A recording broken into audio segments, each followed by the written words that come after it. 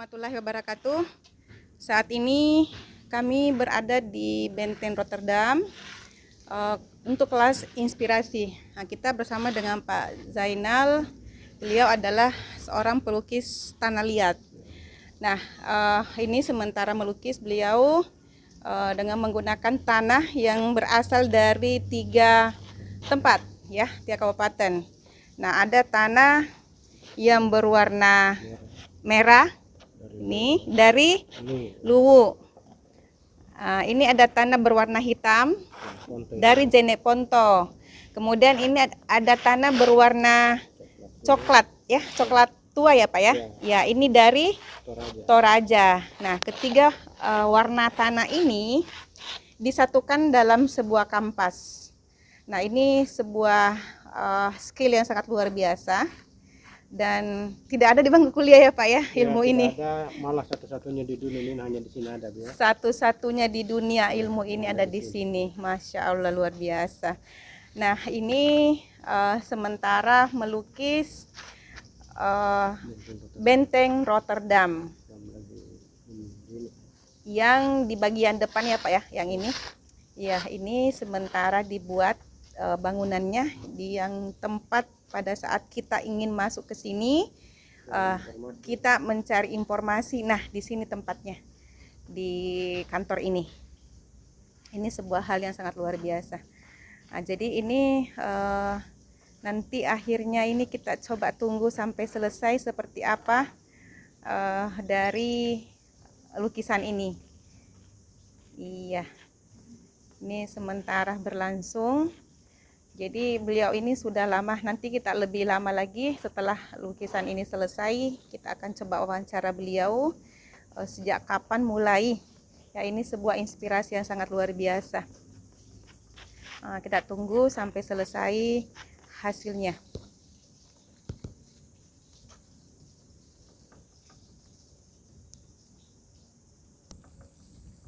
Nah, ini lagi sementara membuat pohon ya Pak ya. Ya, pohon dengan menggunakan koran-koran bekas. Ya, ini jadi hanya ditotol-totol. Jadi sudah nampak, ini sudah nampak kelihatan ini hidup. Ada daun-daun, ya. Dengan jadi alatnya ini sangat sederhana, hanya menggunakan bilah bambu ya Pak ya. Maaf, tangan kiri. Nah, ini dia ya alatnya, bukan kuas ya, tapi ini dari bambu yang dipotong kecil-kecil. Nah, inilah yang dipakai untuk apa namanya nih Pak? Melukis ya, mengores kampas-kampas untuk menyambungkan satu dengan yang lainnya sehingga nampak sebuah pemandangan ya. Nah, ini sudah hampir selesai. Sangat cepat ya waktunya ya Pak ya? Ya, dia harus cepat Bu, karena sebelum kering harus selesai dia. Oke, jadi karena ini dari tanah, maka proses melukisnya ini harus cepat, karena kalau tidak dia akan kering. Nah, kalau sudah kering ini tanahnya, itu sudah tidak bagus lagi untuk dibentuk. Nah, jadi ini sudah nampak. Sudah selesai Pak? Sudah. Ini satu kanvas begini berapa waktu dibutuhkan? Butuh 5 menit Bu. 5 menit untuk menyelesaikan satu gambar seperti ini. Sangat luar biasa. Wah, selamat ya Pak ya. Ini ilmu yang tidak ada di bangku kuliah ya Pak ya.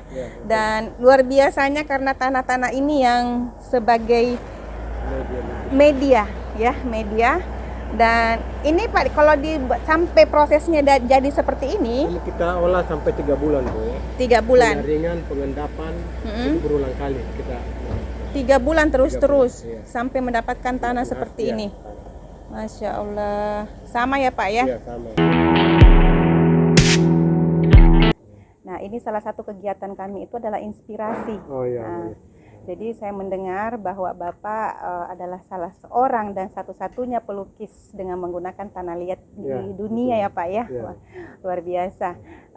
Mungkin Pak, Bapak tolong diperkenalkan dirinya, kemudian sebenarnya apa sih yang menginspirasi Bapak sehingga menggunakan tanah liat ini. Nah, gitu. Silakan Pak. Ya. Oke, Assalamualaikum warahmatullahi wabarakatuh. Waalaikumsalam warahmatullahi wabarakatuh. Nama saya Zainal Beta. pelukis tanah liat Indonesia ya Bu. Iya. Ya, alhamdulillah saya berterima kasih kepada Ibu dari UMI mau mewawancarai saya, pengalaman saya. Jadi kalau dikatakan kapan saya mulai melukis pakai tanah liat itu ya pertamanya 75 Bu, masih pakai cat juga ya. 75 maksudnya? Ya, 1975 Tahun tahunnya 1975. masih menggunakan cat. Oh iya. Tetapi setelah saya 3 tahun belajar, Mm-mm. apakah ini kita bisa menggunakan Sesuatu media yang unik. lain Iya. di luar daripada cat? Iya. Pada saat itu tuh Pak, akademisi tidak menerima bahwa apa yang sudah ada itu tidak bisa lagi kita harus berbuat apa-apa. Saya bilang seandainya Iya. ada dari media lain dipakai menggunakan melukis, apakah masuk kategori lukisan? Iya. Tapi belum ada yang terima Bu ya. Tetapi tetap kita berusaha untuk membuat sesuatu yang unik. Iya. Ya jadi hanya persoalan Bu, kertas saya bawa hujan-hujan pulang dari Rotterdam ke Makassar Ke rumah ya. kertasnya jatuh di lumpur tanah kuning. Oh, jadi awalnya di situ. Ya jatuh Bu. Situlah penuh tanah. Hanya saya bersihkan ternyata ada objek di dalam. Ada bentuk rumah, ada bentuk binatang, ikan. Saya bilang, apakah saya punya hayalan terlalu tinggi atau bagaimana? Setelah saya pelajari, saya simpang 2-3 hari di rumah, nampak itu objek itu. ada rumah di dalam, ada rumah Bugis, ada rumah Makassar, ada Toraja. Saya bilang, apakah bisa masuk kategori ini media baru untuk dunia lukis? Saat itu kampas juga yang digunakan PN jatuh. Oh, kertas. Jadi ya setelah masuk tahun 80 Bu ya. Iya. Saya diundang ikut pameran di Tahun 80. 1980. Iya. Pas saya mulainya itu Bu, ada sudah tawaran mulai, pakai tanah liat, ada tawaran ikut pameran. Iya. Saya ikutkan. Pada saat itu sudah mulai saya dicap sebagai orang gila. Oh, kenapa gila Pak? Kenapa ada pelukis pakai tanah? Kenapa yang lain pakai cat kalau pakai ini? Dan saya sadar apakah memang saya gila atau tidak ini. Kenapa saya harus pakai ini? Akhirnya yang menjadi sorotan karya saya karena karena sesuatu yang berbeda dari yang lain ya. Ya, ada wartawan datang dari wartawan Antara, Bapak Sinan Seri Icip. Itu mengatakan ini penemuan baru. Oh, 80 tahun 80 itu Pak ya. Sudah gempar di situ bahwa lahir pelukis tanah liat di Makassar. Ini satu-satunya di dunia. Iya. Mulai di situ Bu. Jadi perubahan pelukis itu harus membuat sesuatu yang baru. Ya. Jadi pas masuk tahun 1968 Bu, 86 ya. 86 saya diutus mewakili Selatan pameran di Taman Ismail Marzuki. Di Jakarta ya. Saya ketemu Apandi. Apandi lah juga mengakui bahwa ini satu-satunya di dunia.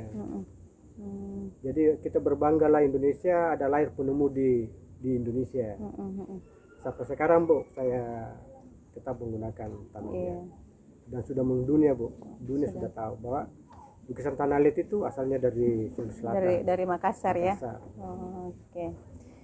Jadi sudah berapa tahun ya Pak ya Bapak menjadi lukis ini? Sudah hampir 40 tahun. 40 tahun ya. 40 tahun. Jadi sejak menemukan karya baru ini Pak, sudah berapa orang yang Bapak jadikan regenerasi, maksudnya melatih mereka? Banyak Bu ya. Jadi sudah banyak. Kita di sini mulai dari SD, SMP, SMA, mahasiswa, maupun orang putus sekolah kita bina. Jadi di sini yang belajar Bu di Rotterdam ini bukan hanya melukis pakai tanah liat, tapi ada yang belajar keterampilan. Oh, banyak ya jenisnya ya. Jadi kita arahkan saja generasi ada mau kemana. Iya. Yang Ini. penting ada karya ya. Ada karya. Karena kenapa? Harapan saya seniman-seniman di daerah itu tolong angkat budayamu sendiri ya. Tolong jangan hanya itu saya sampaikan. Dan tolong alam kita ini kaya Indonesia, Nusantara ini kaya alamnya ya. Bagaimana generasi berbuat lebih kreatif lagi. Jangan hanya tanah liat, tapi mungkin suatu saat akan lahir di Indonesia pelukis daun atau pelukis batu, terserah. Karena kenapa? Alam kita ini kaya, kenapa kita tidak manfaatkan untuk menjadi satu media lukis ya. Ini saya harapkan, dan tolong generasi di daerah angkat masing-masing budayamu. Dan itu saja. Ini kan tanahnya ini kan Pak ya, Iya. termasuk hal yang unik ya. Unik, Nah, ya. karena tanah ini. Nah, apakah pada saat misalnya ada yang belajar ke Bapak bagaimana cara melukis, Bapak juga ajarkan bagaimana cara membuat Iya. prosesnya ini, tanah ini? Prosesnya. Jadi kalau memang masih status belajar, Bu, Iya. ambil saja tanah, turunkan di Air? tidak ada satu wadah, Bu ya, atau di mangkok-mangkok atau Iya. tempat-tempat. Aduk saja tanah itu dengan air sekental susu. Oh, dia Ya, harus dikentalkan. kental dia. Terus kita tuangkan di kertas, ya pakai kertas Purnika. Jadi tidak bisa pakai kertas ini. Oh, harus kertas khusus ya. Kertas khusus. Berarti setelah ditaruh di kertas, Nah, kita tuangkan saja, Bu, baru kita gores sampai rata. Ambil saja, kalau tidak mau pakai tangan juga bisa pakai melukis, atau ambil kayu, atau ambil kertas.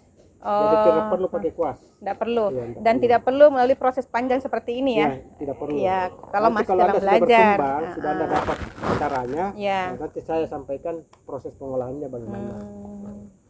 Tidak ada niat Pak untuk misalnya membuat tanah ini sebagai bahan baku, dan mungkin ada orang yang bisa nanti dijual itu bahwa ini tanahnya ini bisa untuk melukis. Iya, gitu. bisa. Jadi kita sudah punya program sampai situ, Bu. Hanya ini masuk COVID, jadi kita sudah terkendala di pandemi terkendala ini di ya. situ. Tidak bisa. Oh, begitu Pak ya. Nah, kita siap. Atau adakah mahasiswa yang mau beri workshop, kita beri workshop. Apakah dia kampus atau di daerah, kita datangi, kita bawakan medianya, Iya. kita beri workshop. Karena kenapa? Lebih gampang melukis pakai tanah daripada cat. Oh, bagaimana sampai dia lebih mudah dari tanah Mudah. Pak? Begini, Bu ya. Iya. Kalau cat itu dituangkan di kertas kan tidak bisa dihapus.